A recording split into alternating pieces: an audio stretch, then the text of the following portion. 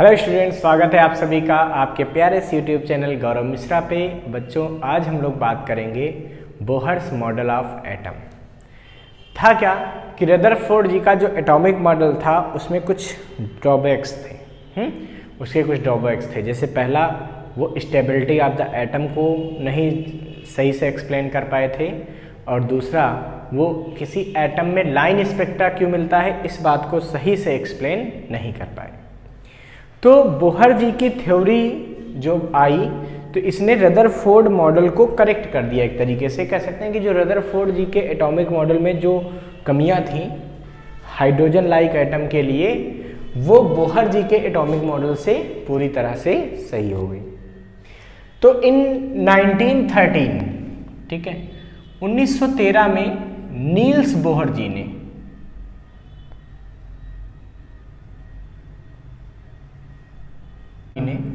एक थ्योरी दी, ठीक है, एक एटॉमिक मॉडल दिया जो कि रदरफोर्ड के एटॉमिक मॉडल की जो कमियां थी, जो ड्रॉबैक्स थे, उसको दूर करता हुआ पाया गया। पहला, इस एटॉमिक मॉडल में इन्होंने क्या बताया, तो इन्होंने ये बताया कि all the electron revolve around the atom. भाई देखो, जो न्यूक्लियस है किसी एटम का, ठीक है, वो सेंटर पे होता है, बहुत छोटा होता है, और उस पर टोटल मास और टोटल पॉजिटिव चार्ज होता है। ये तो रदरफोर्ड जी ने बता दिया था। अब इन्होंने क्या बताया कि जो इलेक्ट्रॉन है वो इसके चारों ओर चलते हैं, घूमते हैं विद हाई स्पीड। इन्होंने कहा ये बात सही है, ठीक है, ये रदरफोर्ड जी का भी मॉडल था, इन्होंने भी कहा। जिन्होंने कहा all the electron revolves around the nucleus in the circular orbit of certain radii. इन्होंने कहा इसकी फिक्स रेडियाई है, जैसे एक यहाँ घूम रहा है, ठीक है, अब हो सकता है दूसरा इलेक्ट्रॉन यहाँ घूमेगा, फिक्स रेडियाई है। मतलब फिर यहाँ घूम रहा है, यहाँ घूम रहा है, तो बीच में कोई दूसरी रेडियस नहीं हो सकती, ठीक है। अब कोई इलेक्ट्रॉन अगर यहाँ चल रहा है तो इसका मतलब वो यहाँ नहीं चलेगा, यहाँ नहीं चलेगा, यहाँ नहीं, ये नहीं कि ये वाला भी रेडियस बना ले, ये भी बना ले, ये भी बना ले, ऐसा नहीं। इन्होंने कहा electron revolves around the nucleus in certain radii and in these radii when electron revolves then there is no loss of energy. तो वहां पर कोई एनर्जी का लॉस नहीं होता, ठीक है। इसका मतलब इन्होंने बताया बच्चों कि the electron revolves around the nucleus in the circular orbits. The orbit of electron around the nucleus can take only some special values of radius. In these orbits of special radii, the electron does not radiate the energy as expected from the Maxwell's laws. These orbits are called stationary orbits. तो इन्होंने क्या बताया कि electron nucleus के चारों तरफ certain orbit में revolve करते हैं, और इन ऑर्बिट्स में जब इलेक्ट्रॉन रिवॉल्व करते हैं, ठीक है, तो कोई भी एनर्जी रेडिएट नहीं करते। भाई मैक्सवेल की थ्योरी क्या कहती थी, इलेक्ट्रोडायनेमिक्स क्या कहती थी, कि अगर कोई चार्ज एक्सेलरेटेड मोशन करेगा तो उस चार्ज से कुछ एनर्जी इमिट होती रहेगी, लगातार रेडिएट होती रहेगी। वही इलेक्ट्रोडायनेमिक्स कह रही थी कि अगर कोई इलेक्ट्रॉन है वी वेलोसिटी चल रहा है सर्कुलर मोशन में, तो इस पर एक एक्सेलरेशन लग रहा है। क्यों? क्योंकि इसकी वेलोसिटी डायरेक्शन लगातार चेंज हो रही है। और वो एक्सेलरेशन कौन सा लग रहा है? वो लग रहा है सेंट्रीपिटल एक्सेलरेशन। कौन सा लग रहा है? Centripetal acceleration. तो ये थ्योरी कहती थी कि अगर सेंट्रीपिटल एक्सेलरेशन लग रहा है तो ये एक्सेलरेटेड मोशन हो गया, तो इसकी एनर्जी लगातार खत्म होनी चाहिए और ये सेंटर पे गिर जाना चाहिए।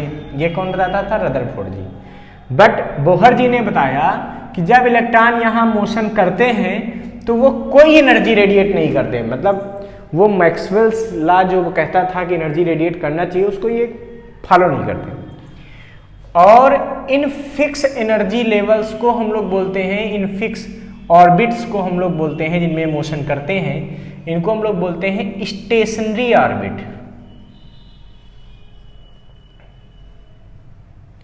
इसका मतलब ये बात आपको क्लियर हो गई होगी कि इलेक्ट्रॉन के लिए ये स्टेशनरी ऑर्बिट हो गया, एक ये हो गया, फिर एक और ऊपर हो जाएगा। लेकिन ऐसा नहीं होगा बच्चों कि इलेक्ट्रॉन यहाँ घूम रहा है, जब मन करे तो यहाँ भी टहलने लगे, जब मन करे यहाँ भी टहलने लगे, तो ये सब पॉसिबल नहीं है। क्यों?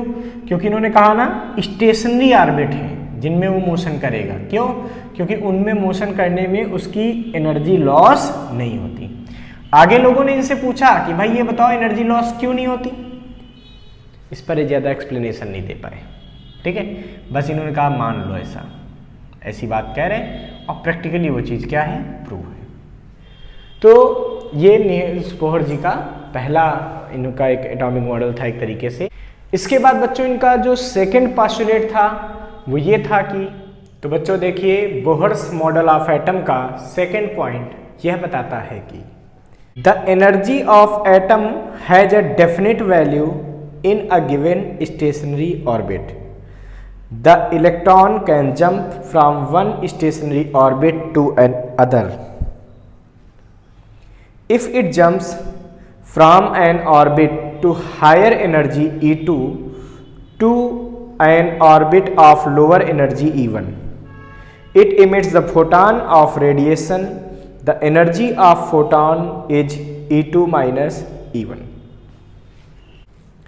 तो भाई ये बताता है कि जैसे कोई एक, तो जैसे ये न्यूक्लियस है जिसमें पॉजिटिव चार्ज ये है, और ये बताता है कि जो इलेक्ट्रॉन इधर जो फिक्स ऑर्बिट में मोशन करते हैं, मतलब स्टेशनरी ऑर्बिट में मोशन करते हैं, तो यहाँ पर कई सारे स्टेशनरी ऑर्बिट होते हैं। जैसे मान लो एक स्टेशनरी ऑर्बिट हम कहते हैं ये है अंदर, फिर एक ये है कि ये ऐसे।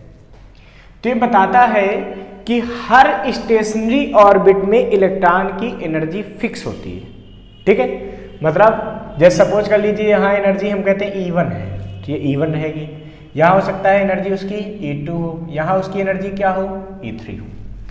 तो जहाँ इलेक्ट्रॉन है उस ऑर्बिट में उसकी एनर्जी, टोटल एनर्जी क्या रहेगी, हमेशा फिक्स रहेगी। ठीक है, और ये बताता है कि जब कोई इलेक्ट्रॉन जंप करता है तो वो एक स्टेबल ऑर्बिट से दूसरे स्टेबल ऑर्बिट में ही करता है। इसका मतलब क्या हुआ, इसका मतलब कोई इलेक्ट्रॉन अगर यहाँ रिवॉल्व कर रहा मान लीजिए ऐसे, तो वो ऐसा नहीं हो सकता कि इससे थोड़ा नीचे आके यहाँ रिवॉल्व करे, ये नहीं हो सकता। वो यहाँ से फिर डायरेक्ट यहाँ चलाएगा, फिर इस ऑर्बिट में रिवॉल्व करेगा। समझ रहे हो? मतलब एक स्टेबल ऑर्बिट से इलेक्ट्रॉन दूसरे स्टेबल ऑर्बिट में जंप कर सकता है, और जब जंप करता है तो जो इलेक्ट्रॉन की भाई यहाँ एनर्जी एक थी, वो यहाँ कुछ एनर्जी होगी, तो ये हाई एनर्जी है और ये लो एनर्जी। तो हाई से लो में जब इलेक्ट्रॉन जंप करता है तो क्या होता है बच्चों कि वो अपनी एनर्जी को रिलीज करता है। भाई किसी के पास एनर्जी ज्यादा है, अब वो कम एनर्जी वाले में जाएगा तो क्या करेगा, एनर्जी को बाहर फेंक देगा, और वो एनर्जी इलेक्ट्रोमैग्नेटिक वेव के फॉर्म में बाहर निकालता है। किस फॉर्म में, इलेक्ट्रोमैग्नेटिक वेव के फॉर्म में। और उस फोटॉन की जो इंटेंस एनर्जी होती है, भाई हमको पता ना इलेक्ट्रोमैग्नेटिक वेव के फॉर्म में जब एनर्जी को निकालेगा तो उसको हम लोग क्या बोलते हैं, क्वांटा या फोटॉन बोलते हैं। तो उस फोटॉन की जो एनर्जी होती है वो कितनी होती है, तो energy of electromagnetic wave is E2 minus E1। इसका मतलब जब फोटॉन एक एनर्जी लेवल से, स्टेबल एनर्जी लेवल से दूसरे स्टेबल एनर्जी लेवल में आता है तो वो एक एनर्जी को बाहर निकालता है इलेक्ट्रोमैग्नेटिक वेव के फॉर्म में, और उस फोटॉन की एनर्जी होती है E2 माइनस E1। अब बच्चों हमको पता है कि जो फोटॉन निकलेगा, जब यहाँ से आएगा, जो एनर्जी को फोटॉन के फॉर्म में बाहर निकालेगा, उस फोटॉन की अगर वेवलेंथ लैम्डा हो, if wavelength of emitted photon is lambda, then ये जो एनर्जी है E2 माइनस E1 ये किसके बराबर हो जाएगी, SC अपान लैम्डा के। देन E2 माइनस E1 बराबर SC अपान लैम्डा। तो इतनी एनर्जी का फोटॉन बाहर निकलेगा। बच्चों एक बात और समझने वाली है, ऐसे ही कोई इलेक्ट्रॉन अपने लोअर एनर्जी लेवल में नहीं जंप करता। रियलिटी क्या है कि जब किसी इलेक्ट्रॉन को एनर्जी मिलती है कहीं बाहर से, तब वो उस एनर्जी को पाकर एक्साइटेड होता है और वो हायर एनर्जी लेवल में चाहता है। मतलब पहले ये इलेक्ट्रॉन कहीं से एनर्जी को एब्जॉर्ब करता है, एब्जॉर्ब करके वो हायर एनर्जी लेवल में जाता है, फिर 10 की पावर -8 सेकेंड में वो अपने एनर्जी लेवल में वापस आता है। वापस आते समय वो एनर्जी को रिलीज करता है, जो एनर्जी निकल रही है, ठीक है। अब वो कितनी एनर्जी को रिलीज करेगा, तो मैंने बोला ना कि उस फोटॉन की जो एनर्जी होगी, जो इसके वापस आते समय इलेक्ट्रॉन से रिलीज होगा, फोटॉन उसकी जो एनर्जी होगी वो डिफरेंस ऑफ स्टेशनरी ऑर्बिट की एनर्जी के बराबर होगी। इसका मतलब अगर कोई फोटॉन यहां से यहां आएगा मान लीजिए, तो उसकी एनर्जी होगी E3 - E2। अगर वो यहां से यहां आएगा तो उसकी एनर्जी होगी E3 - E1। अगर वो यहां से यहां आएगा तो इसकी एनर्जी क्या होगी, E2 - E1। देखो भाई, यहां से आया तो क्या हुआ, E3 एनर्जी से E2 में आया तो एनर्जी कितनी निकलेगी, E3 - E2। यहां से आया तो कुछ और एनर्जी, E3 - E1। यहां से यहां आया तो ऐसा। मतलब वापस आते समय इलेक्ट्रॉन वो किसी भी ऑर्बिट से होता हुआ यहां वापस आ जाएगा। और इस समय हर बार अलग अलग वेवलेंथ, मान लो ये इस पोर्शन की वेवलेंथ निकालनी हो तो इसको कर देंगे Sc/λ1 मान लीजिए। इसकी निकालनी हो एनर्जी तो ये क्या बन जाएगा, ये बन जाएगा Sc/λ2। यहाँ से λ2 वेवलेंथ की लाइट निकलेगी। जब यहाँ से आएगा तो मान लीजिए लैम्डा वेवलेंथ निकाल लीजिए Sc/λ। तो अलग अलग सिचुएशन की आप वेवलेंथ भी निकाल सकते हैं। इस तरह से आप इसको सॉल्व कर सकते हैं। अब इसको फटाफट नोट कर लीजिए। अच्छा, अब बोहर पास्टुलेट का देखिए थर्ड पॉइंट हम बात करते हैं। तो थर्ड पॉइंट क्या होता है बच्चों, तो बच्चों बोहर थर्ड पास्टुलेट यह बताता है कि in stationary orbits the angular momentum L of the electron about the nucleus is an integral multiple of the Planck's constant h divided by 2π। तो बच्चों थर्ड पॉइंट इनका क्या बताता था कि किसी भी ऑर्बिट में, जैसे मान लीजिए ये कोई न्यूक्लियस है जिसमें पॉजिटिव चार्ज है, ये इलेक्ट्रॉन रिवॉल्व कर रहा, तो बोहर जी ने बताया कि ये मान लीजिए क्या है, ये स्टेशनरी ऑर्बिट है। तो इन्होंने कहा इस स्टेशनरी ऑर्बिट में जो इलेक्ट्रॉन का एंगुलर मोमेंटम होगा, इसका क्या होगा बच्चों, एंगुलर मोमेंटम, ये h/2π का इंटीग्रल मल्टीपल होता है, मतलब इंटू n एक होल नंबर होगा। और इसे ही बोहर्स क्वांटाइजेशन रूल भी कहते हैं। क्या कहते हैं, बोहर्स क्वांटाइजेशन रूल। ठीक है, ये क्वांटाइजेशन है कि जो एंगुलर मोमेंटम है वो h/2π का होल नंबर मल्टीपल है, मीन्स इंटीग्रल मल्टीपल है। ठीक है, तो इसको क्वांटाइजेशन रूल भी कहते हैं। इसका मतलब या तो इलेक्ट्रॉन का जो एंगुलर मोमेंटम है वो h/2π होगा, या h/2h/2π होगा, या 3h/2π होगा। मतलब 1.5h/2π नहीं हो सकता एंगुलर मोमेंटम, या 3.8h/2π नहीं हो सकता। मतलब फ्रैक्शनल नंबर इस टाइप का नहीं आएगा, पॉइंट में नहीं आएगा। क्या आएगा, whole number multiple of h/2π में होगा कौन, एंगुलर मोमेंटम। अब आपके मन में आ रहा होगा एंगुलर मोमेंटम क्या होता है, भाई फर्स्ट ईयर में पढ़ा था आपने। जैसे कोई बॉडी है m मास की, वो v वेलोसिटी से जा रही है, तो इसका लीनियर मोमेंटम क्या होता था, लीनियर मोमेंटम होता था m into v। Linear momentum क्या होता था, m इंटू v। अब अगर मान लीजिए कि ये बॉडी किसी सर्कुलर मोशन में होती, ऐसा कुछ, ठीक है, तो इस सर्कुलर मोशन में इसकी कुछ रेडियस हो जाएगी r। अब इसका जो एंगुलर मोमेंटम होगा वो कितना होगा, तो angular momentum is the moment of linear momentum. मतलब इसको हम लोग L से लिखते हैं और ये बराबर क्या होता है, R इंटू पी। ठीक है, यानी कि L बराबर आ जाएगा R इंटू पी की वैल्यू mv। ठीक है, वैसे तो R क्रॉस P होता है वेक्टर फॉर्म में, बट ऐसे हम बात कर रहे हैं जब 90 डिग्री पे है तो r इंटू एम वी, अभी हम उसके मैग्नीट्यूड की बात कर रहे हैं, ठीक है। यानी कि यहाँ पे अगर हम बात करें ये एंगुलर मोमेंटम था, कितना हो गया NH/2π किसी इलेक्ट्रॉन का, मतलब mvr बराबर हो जाता है NH/2π के। तो यही इन्होंने बताया था कि जो एंगुलर मोमेंटम है इलेक्ट्रॉन का स्टेशनरी ऑर्बिट में वो h/2π के इंटीग्रल मल्टीपल में होता है। ये बोहर्स थर्ड पास्टुलेट था। तो बच्चों इस तरीके से हम लोगों ने बोहर के 3 पास्टुलेट पढ़ लिए। पहला क्या था, electron revolve in the stationary orbit and in stationary orbit there is no radiation of energy, कोई एनर्जी का रेडिएशन नहीं करते। दूसरा इन्होंने क्या बताया कि एक स्टेशनरी ऑर्बिट से दूसरे स्टेशनरी ऑर्बिट में इलेक्ट्रॉन जंप कर सकता है, और जब जंप करता है तो वो उतनी एनर्जी रेडिएट करता है। अगर वो हायर एनर्जी लेवल E2 से E1 में आ रहा है तो उन दोनों एनर्जी लेवल के डिफरेंस के बराबर एनर्जी को बाहर निकालता है। तीसरा इन्होंने बताया कि electron can revolve only in those stationary orbits in which angular momentum of the electron is equal to integral multiple of h/2π। ये तीनों बोहर्स पोस्टुलेट हो गई। अब बच्चों हम लोग बात करेंगे ऑर्बिट की रेडियस फाइंड करेंगे। जो इलेक्ट्रॉन है जब एटम में घूम रहा है तो वो कितनी ऑर्बिट में, किस ऑर्बिट में कितनी रेडियस लेगा, इस पे हम बात करेंगे। फिर हम बात करेंगे उसकी वेलोसिटी वहाँ कितनी होनी चाहिए, फिर हम बात करेंगे उसकी एनर्जी कितनी होगी। तो यहाँ तक बातें करेंगे बच्चों, इसको फटाफट पहले नोट कर लीजिए आप लोग। तो बच्चों अब हम बात करेंगे radii of electron in the orbits, ठीक है भाई। ऐसा है, अगर हम बेसिक बात करें तो हमको ये पता है कि किसी भी एटम के सेंटर पे न्यूक्लियस होता है, और न्यूक्लियस में टोटल प्रोटॉन सारे होते हैं और न्यूट्रॉन होते हैं।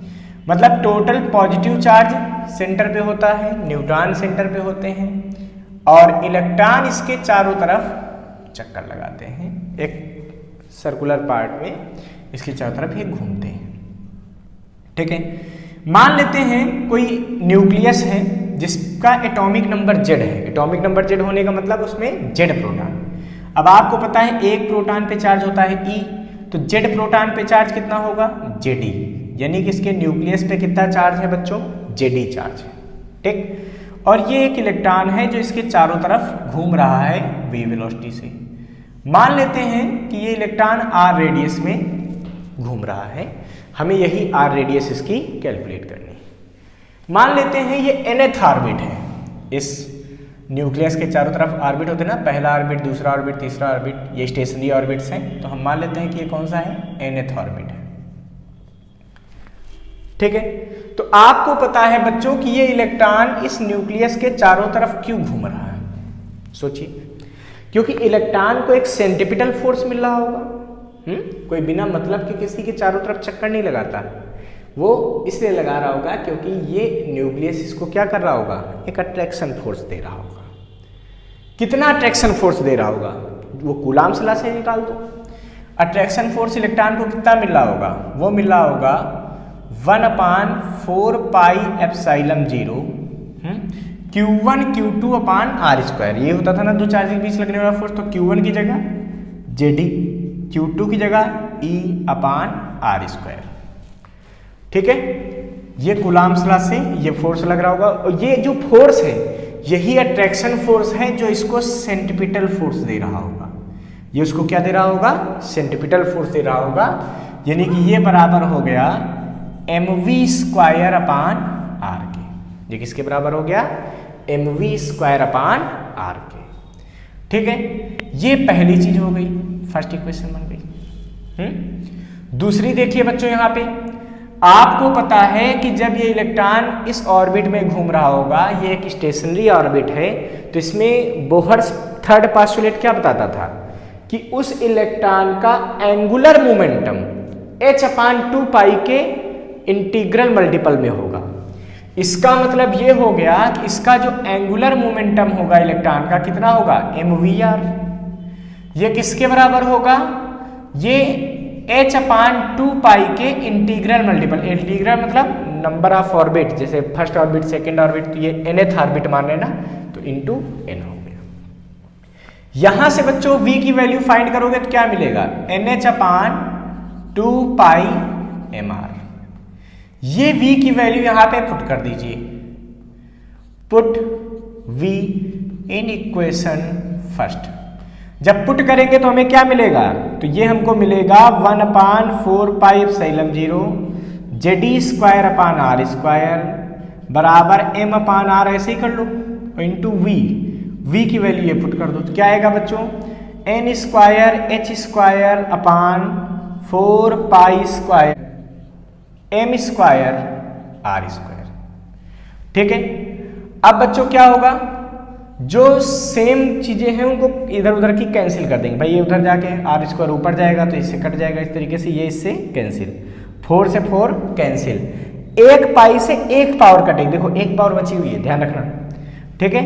और सोचो और कुछ कैंसिल हो रहा, नहीं, 1 m से 1 m, हाँ कैंसिल हो रहे हैं यहाँ पे। यानी कि इधर हमारे पास क्या बचा बच्चों, इधर बचा Ze²/ε0। ठीक है।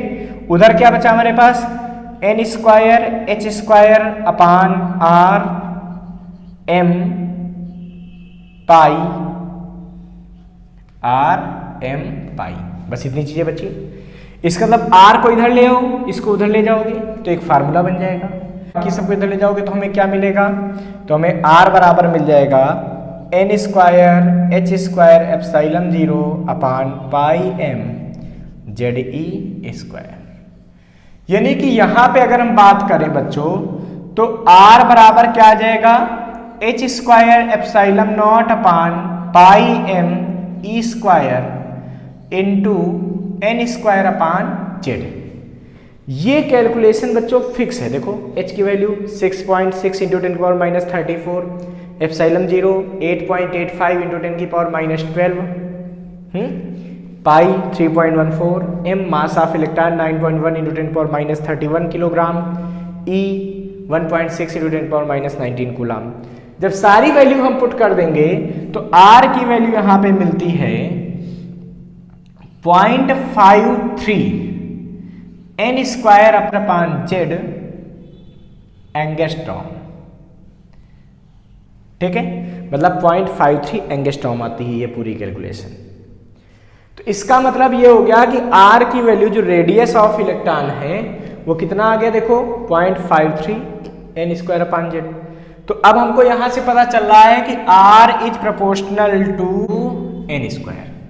यहां से हमको क्या पता चल रहा कि जैसे जैसे n की वैल्यू बढ़ेगी r² में बढ़ती जाएगी। ठीक है। दूसरा बच्चों r is proportional to 1/z। ठीक है। तो जैसे जैसे z की वैल्यू बढ़ेगी वैसे वैसे r की वैल्यू घटती जाएगी। इसका मतलब ये हो गया कि अगर हम हाइड्रोजन एटम की बात करें, फॉर हाइड्रोजन एटम और फॉर फर्स्ट ऑर्बिट बात करें तो n भी 1 हो जाएगा। तो हाइड्रोजन एटम के लिए आपको पता है ना Z1 होता है, 1h1 है ना। तो जब Z1 हो जाएगा, N1 हो जाएगा तो R क्या आ जाएगा 0.53 angstrom. This radius is called Bohr's radius. इसको हम लोग क्या बोलते हैं बच्चों, बोहर्स रेडियस कहते हैं। अच्छा बच्चों अगर n = 2 रख देते तो यही रेडियस क्या आ जाती, R2 कितना आ जाता 0.53 रहता। और देखो Z1 कर दो हाइड्रोजन के लिए, n की जगह कितना आ जाएगा 2 तो इंटू 4। अभी अगर n = 3 के लिए निकालते तो R3 कितना आता 0.53 इंटू 9। इसका मतलब जो रेडियस है वो स्क्वायर में क्या होती जाएगी, इंक्रीज होती जाएगी, नंबर ऑफ ऑर्बिट के स्क्वायर में इंक्रीज होती जाती है। ठीक है, इसको फटाफट नोट कर लीजिए। तो बच्चों यहां से हम लोगों ने देख लिया कि अगर कोई इलेक्ट्रॉन nth ऑर्बिट में मोशन करता है ऐसे एटम में जिसका एटॉमिक नंबर Z है, मतलब उसके सेंटर न्यूक्लियस पे चार्ज Ze है प्लस का, तो उस इलेक्ट्रॉन की जो रेडियस है वो nth ऑर्बिट में क्या होती है n²h²ε0/πm_z²। अब हमें इस इलेक्ट्रॉन की वेलोसिटी निकालनी है। तो भाई बोहर पास्टुलेट क्या कहता है कि ये जो स्टेशनरी ऑर्बिट है जब इसमें कोई इलेक्ट्रॉन रिवॉल्व करता है तो उसका एंगुलर मोमेंटम मतलब mvr h अपान 2 पाई के इंटीग्रल मल्टीपल में होता है। इसका मतलब mvr बराबर होता है nh अपान 2 पाई। ये कैसे होता है? ये होती है by Bohr's postulate.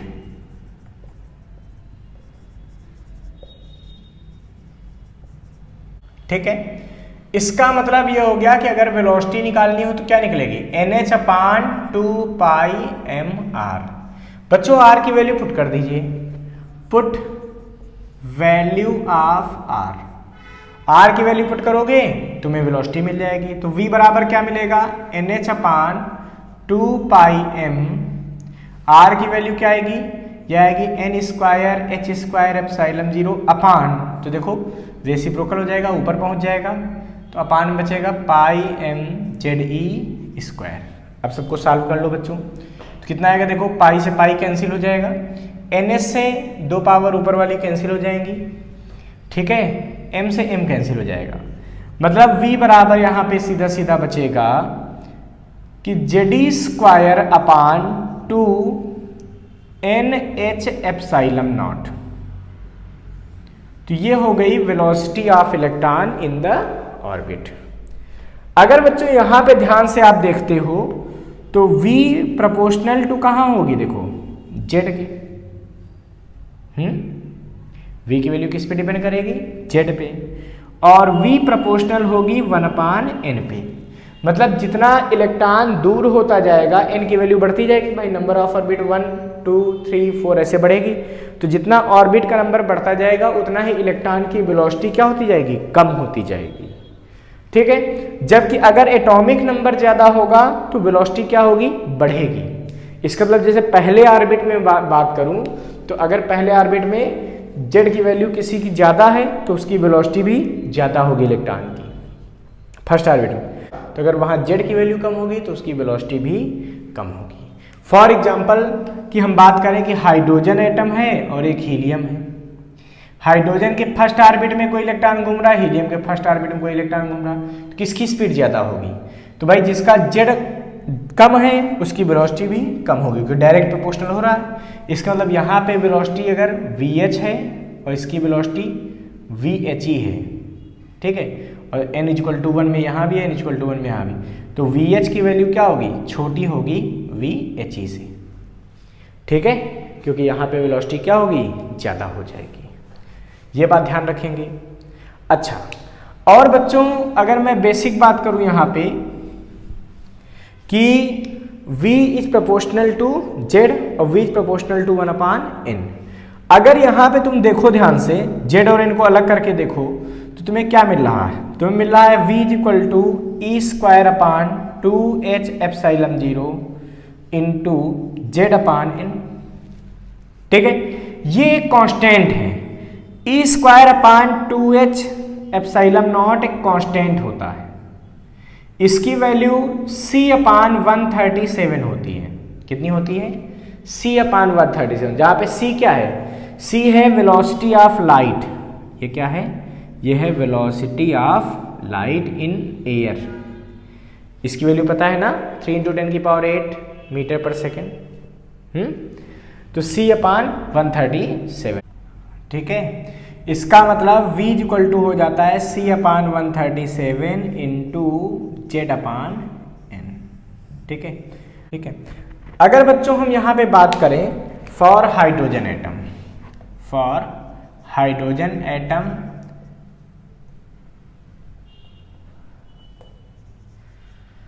And for n = 1, तो हाइड्रोजन एटम की बात होगी तो Z1 हो जाएगा और N1 हो जाएगा। अब सोचिए इस केस में क्या आएगा बच्चों? तो v = क्या आ जाएगा? यह आ जाएगा c/137। ये पहले ऑर्बिट की रेडियस हो जाएगी। अभी दूसरे ऑर्बिट की रेडियस निकालनी हो, n = 2 रखना हो, तो यही इक्वेशन क्या बन जाएगी? v2 = सोचो, ये तो कांस्टेंट है c/137 और इंटू 1/2 आ जाएगा। अभी n = 3 रखना हो तो क्या आ जाएगा? v3 = ये क्या आ जाएगा? ये आ जाएगा c/137 इंटू 1/3। देखो अपान में है ना, इनकी वैल्यू पुट करते जाओ, आंसर निकलता जाएगा। ठीक है। और बच्चों एक बात का और ध्यान रखना कि जो v1/c होता है, ये वाला, ठीक है। इसकी वैल्यू क्या आएगी 1/137। तो इस वैल्यू को हम लोग फिक्स होती है ये वैल्यू, तो इसको हम लोग फाइन स्ट्रक्चर कांस्टेंट भी कहते हैं। कई बुक्स में तुमको ये मिल जाएगा कि what is fine structure constant, तो V1/C, इसको हम फाइन स्ट्रक्चर कांस्टेंट भी कहते हैं। कई बुक्स मिल जाएगा तुमको कि फाइन स्ट्रक्चर कांस्टेंट की वैल्यू कितनी होती है, तो क्या होती है 1/137। इसको फटाफट नोट कर लीजिए बच्चों। अब हम लोगों को पढ़ना है energy of electron in the stationary orbit. बच्चों इससे पहले हम लोग radius of electron in stationary orbit means R=n²h²ε0/πmjd², और साथ में velocity of electron in the stationary orbit V=Jd²/2nh∈0 ये पढ़ चुके हैं। अब बच्चों हम लोगों को देखना है कि इस इलेक्ट्रॉन की एनर्जी कितनी होती है। तो बच्चों सीधी सी बात है कि ये इलेक्ट्रॉन है जिसका मास m है, और ये किसी न्यूक्लियस जिसका एटॉमिक नंबर Z है, मतलब उस पर चार्ज प्लस Zd है न्यूक्लियस पे, उसके चारों तरफ ये इलेक्ट्रॉन घूम रहा है। इलेक्ट्रॉन के पास बच्चों वेलोसिटी है, जो वेलोसिटी है इसका मतलब वहां पे काइनेटिक एनर्जी होगी। ये इलेक्ट्रॉन इस चार्ज के इफेक्ट में है, तो जब जो चार्ज पास रखे होते हैं उनमें पोटेंशियल एनर्जी भी होती है। इसका मतलब यहाँ पे इस सिस्टम में इलेक्ट्रॉन के पास एक काइनेटिक एनर्जी है, इलेक्ट्रॉन और न्यूक्लियस के बीच एक पोटेंशियल एनर्जी लग रही है। तो यहाँ से फिर हम टोटल एनर्जी भी कैलकुलेट करेंगे, और वो एनर्जी निकालने के बाद हम बताएंगे आपको कि हाई एनर्जी लेवल से लो एनर्जी लेवल में जब कोई इलेक्ट्रॉन जाता है तो उसकी वेवलेंथ का फार्मूला क्या होता है, ये मेन हम लोगों को फाइंड करना है। तो बच्चों अगर इस इलेक्ट्रॉन की वेलोसिटी v है, तो आपको पता ही है कि ये इलेक्ट्रॉन इसके चारों तरफ चक्कर क्यों लगा रहा है। क्यों? क्योंकि भाई इसके पास एक सेंट्रीपिटल फोर्स होगा। यानी कि हम लोग अभी काइनेटिक एनर्जी को डिराइव करने जा रहे हैं। क्या करने जा रहे हैं? इसके बाद फिर हम पोटेंशियल एनर्जी को डिराइव करेंगे, फिर हम टोटल एनर्जी को डिराइव करेंगे। तो बच्चों सबसे पहले बात आती है, मैंने बोला आपको कि ये इलेक्ट्रॉन क्यों घूम रहा है, क्योंकि इसको सेंट्रीपिटल फोर्स मिल रहा है। कौन दे रहा होगा सेंट्रीपिटल? तो ये न्यूक्लियस से जो अट्रैक्टिव इलेक्ट्रोस्टैटिक फोर्स है वही इसको सेंट्रीपिटल फोर्स देगा। इसका मतलब जो अट्रैक्शन फोर्स है, कूलाम्स लॉ से कितना होता है अट्रैक्शन फोर्स? 1/4πε0 Q1 Q2/r², यानी कि Jd × E/r²। और ये किसके बराबर हो जाएगा? ये सेंट्रीपिटल फोर्स के बराबर हो जाएगा। तो क्या हो जाएगा? mv²/r।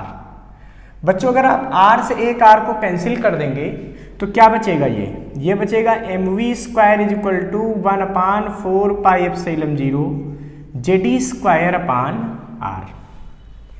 बच्चों अगर इस इक्वेशन में आप 1/2 से मल्टीप्लाई कर दीजिए, इधर भी 1/2 से मल्टीप्लाई कर दीजिए, कोई फर्क नहीं पड़ेगा। तो ये 1/2 mv², ये क्या बन जाएगा? ये क्या दिख रहा है हमको? अरे ये तो दिख रही काइनेटिक एनर्जी। इसका मतलब हो गया कि काइनेटिक एनर्जी = आ गया 1/8, देखो 4 × 8 πε0 Jd²/r।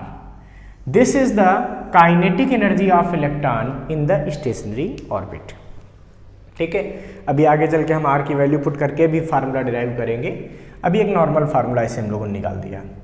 अब बच्चों हमको यहाँ पे पोटेंशियल एनर्जी फाइंड करनी है। क्या फाइंड करनी है? Potential energy. इसको कैसे निकालेंगे जरा ध्यान से देखिए।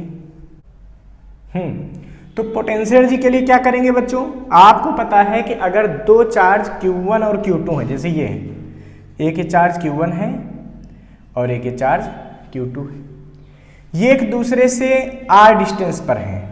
कितने डिस्टेंस पर हैं? r डिस्टेंस पर। तो इनके बीच एक पोटेंशियल एनर्जी वर्क करती है। उस पोटेंशियल एनर्जी का फार्मूला कितना होता है? 1/4πε0 Q1 Q2/r। सेम इसी तरीके से एक चार्ज ये हो गया Q1, एक ये हो गया Q2। इलेक्ट्रॉन पे कैसा चार्ज है? माइनस का, माइनस ही है ना, और इनके बीच डिस्टेंस कितनी है? r। तो सेम यही फार्मूला पोटेंशियल एनर्जी का यहाँ यूज कर सकते हैं। तो पोटेंशियल एनर्जी कितनी आएगी इलेक्ट्रॉन की? ये आएगी 1/4πε0 Q1 की वैल्यू कितनी है? Jd, वो भी कैसा?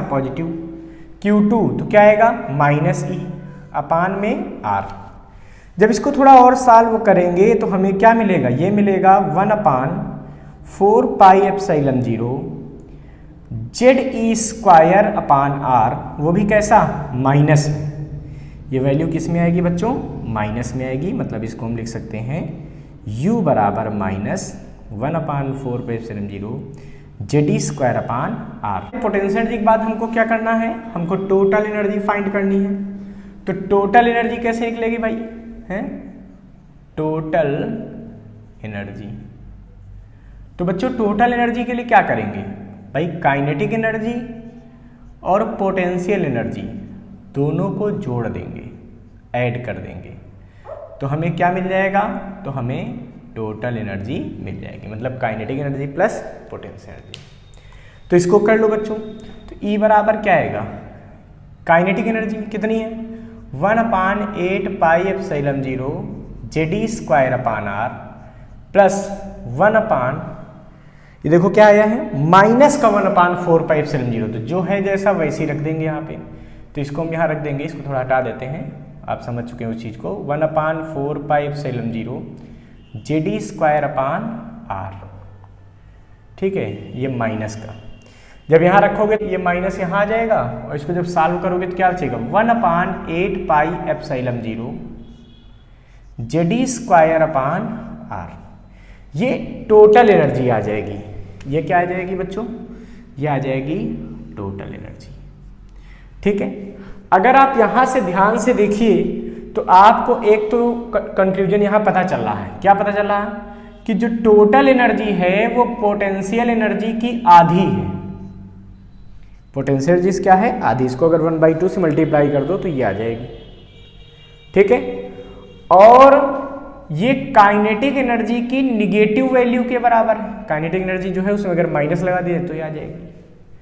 तो कुल मिला के टोटल एनर्जी पोटेंशियल एनर्जी से हाफ है।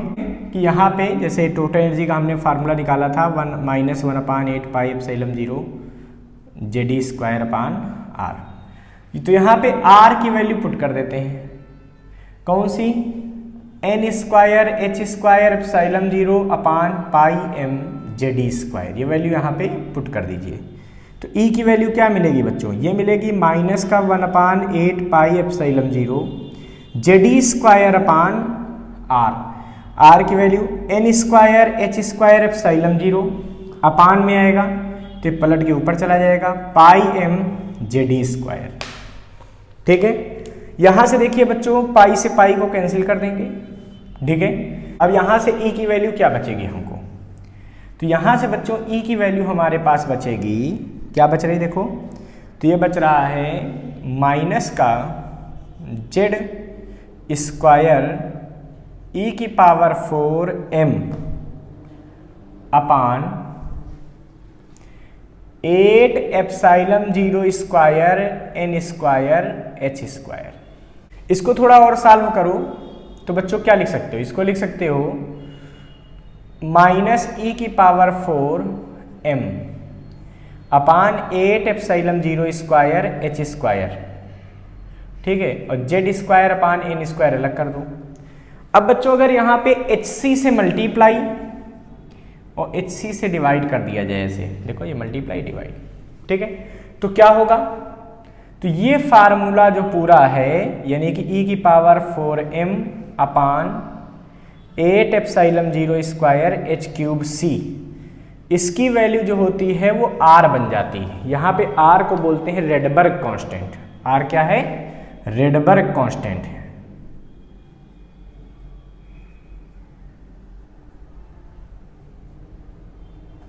R की वैल्यू आती है 1.09 × 10⁷ पर मीटर, ये इसकी पर मीटर इसकी यूनिट है, ये R की वैल्यू आ जाती है। ये रेडबर्ग कांस्टेंट आ गया। यानी कि अब टोटल एनर्जी के फार्मूले को आप R के टर्म में यानी कि रेडबर्ग कांस्टेंट के टर्म में लिख सकते हैं। जब R की वैल्यू इस क्वेश्चन में लिख दोगे तो E का फार्मूला क्या बनेगा, तो बच्चों यहाँ थोड़ी सी जगह यहाँ लिख देते हैं, अभी हम दूसरा पेज यूज करेंगे, मतलब दोबारा इसको मिटा के लिखेंगे तब उसमें आप पढ़िएगा। तो E की R की वैल्यू यहाँ रख देंगे तो क्या बनेगा, देखो E बराबर बनेगा -RHC Z² अपान n²। ये मेन फार्मूला होता है एनर्जी का, minus R S C Z square upon N square. अब इसी आर एस सी के टर्म में हम पोटेंशियल एनर्जी और काइनेटिक एनर्जी की भी वैल्यू निकालेंगे। पहले तो इस वैल्यू को फटाफट सब नोट कर लीजिए बच्चों। इसका मतलब टोटल एनर्जी हो जाती है minus R S C Z square upon N square. तो बच्चों अगर कभी काइनेटिक एनर्जी निकालनी हो तो अभी हमने बताया था काइनेटिक एनर्जी क्या होती है, टोटल एनर्जी का निगेटिव वैल्यू, यानी कि के ई बराबर यहां से आ जाएगा प्लस का R H C Z square upon N square. अगर बच्चों पोटेंशियल एनर्जी निकालनी हो तो वो क्या निकलेगी, तो U बराबर आ जाएगी यहां से टोटल एनर्जी की 2 टाइम्स होती है पोटेंशियल एनर्जी, मतलब U बराबर आ जाएगा 2 into are H C upon N square, वो भी कैसा, माइनस में। तो ये पोटेंशियल एनर्जी आ गई, ठीक है। अब बच्चों आपको पता होना चाहिए कि आर एच सी की वैल्यू क्या होती है, तो आर एच सी की वैल्यू होती है 13.6 इलेक्ट्रॉन वोल्ट बाई आर की वैल्यू, एच की वैल्यू, सी की वैल्यू। आर की वैल्यू क्या है, आर की वैल्यू क्या है 1.09 × 10⁷, एच की 6.6 × 10⁻34 और सी की 3 × 10⁸। जब सारी वैल्यू पुट करेंगे तो आर एच सी की वैल्यू आएगी 13.6 इलेक्ट्रॉन वोल्ट। अगर यहाँ पुट कर देंगे तो बच्चों टोटल एनर्जी का एक ये भी फार्मूला आ सकता है, क्या आ सकता है, माइनस का 13.6 Z square upon N square. Kinetic energy का फार्मूला एक ये भी आ सकता है 13.6 Z square upon N square, ये सब इलेक्ट्रॉन वोल्ट में आएगा, ठीक है। और पोटेंशियल एनर्जी का फार्मूला हो सकता है -2 × 13.6 Z square upon N square electron volt. लोगों ने energy of electron in stationary orbit find कर लिया। अब अपने नेक्स्ट वीडियो में हम बच्चों डिस्कस करेंगे कि हायर एनर्जी लेवल से लोअर एनर्जी लेवल में जब कोई इलेक्ट्रॉन आता है तो उसकी क्या वेवलेंथ हो जाती है, कैसे निकलती है, और बोहर्स एनर्जी के, बोहर्स थ्योरी के, बोहर्स पोस्टुलेट के क्या ड्रॉबैक हैं, ये सारी बातें हम लोग करेंगे। थैंक यू बच्चों।